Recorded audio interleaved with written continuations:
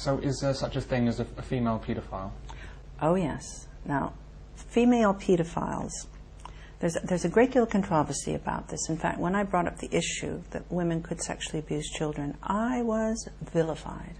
I was cast out of the sisterhood. I was no longer a good feminist because sexual abuse had to be under the guise of male power.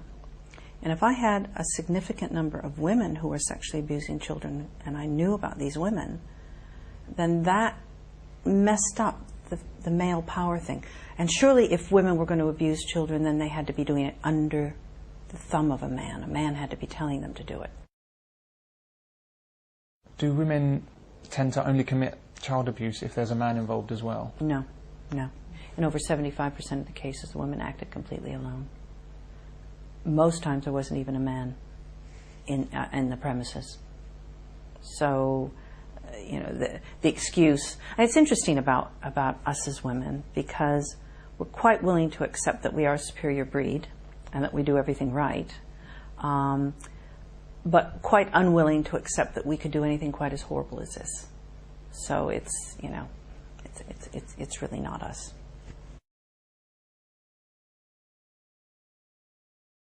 We had a conference about this eventually in, I think, '94, maybe earlier. 400 people applied to come to this conference. It was a huge conference. But 30 people, between 20 and 30 people came, dotted themselves in the audience, and tried to disrupt it. They were yelling that, you know, this, why was I paying attention to women? It wasn't women. I was taking the attention away from men. One of the women who was going to talk about her own abuse, who was now helping others, then couldn't face the audience. So you had this uproar. You had people in the audience turning on these women who were standing up saying, sit down, we want to hear about this. And you had them shouting, and it was absolutely strange. And very sad, because it was like, don't tell me this information, even if it's true, because I don't want to hear it. And if those women who came along to our conference had had anything to do about it, nobody else would have ever talked about it. It would have just gone away.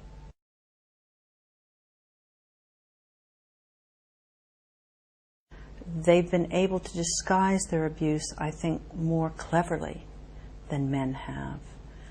And society doesn't want to believe that there are female abusers. It's easier to think it's a nasty man.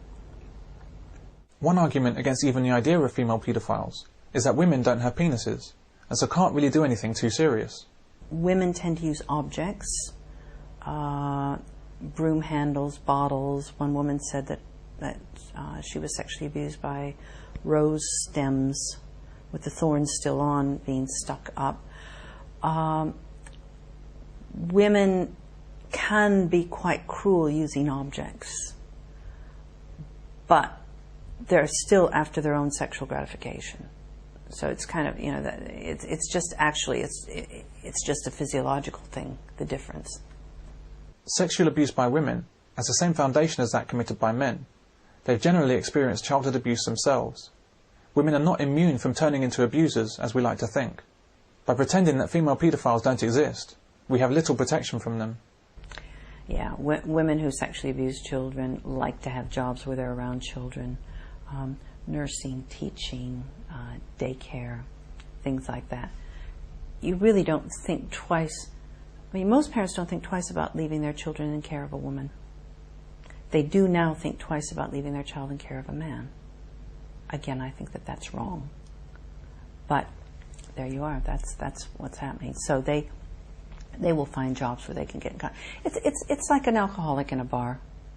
Yeah, if you can possibly, if you've got an addiction, and this is an addiction, then you will go to some place that you can actually practice your addiction. And any place around kids is a good place.